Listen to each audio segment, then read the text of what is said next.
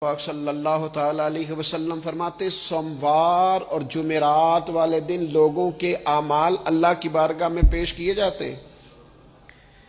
دو مسلمانوں کے دو بھائیوں کے اعمال رب کی بارگاہ میں پیش کیے جاتے ہیں۔ اعمال ہیں، نیک اعمال ہے، نیکی ہے، نماز ہے، روزہ ہے، حج ہے، زکوٰۃ ہے، صدقات ہے۔ وہ نیک اعمال اللہ کی بارگاہ میں جمعرات اور پیر کو پیش کیے جاتے ہیں۔ رب کریم فرماتے ٹھہر جو ذرا ان کے اعمال کو روک دو۔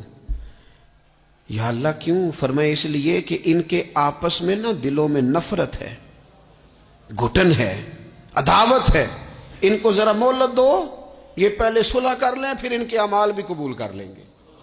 کہ نہ عداوتیں پالی ہوئی ہیں، اپنے دلوں کے اندر گھٹن پیدا کی ہوئی، اختلاف کہاں نہیں ہوتا، لیکن نفرتیں پیدا کر لینا۔ کیا جرم کیا ہے بھائی نے؟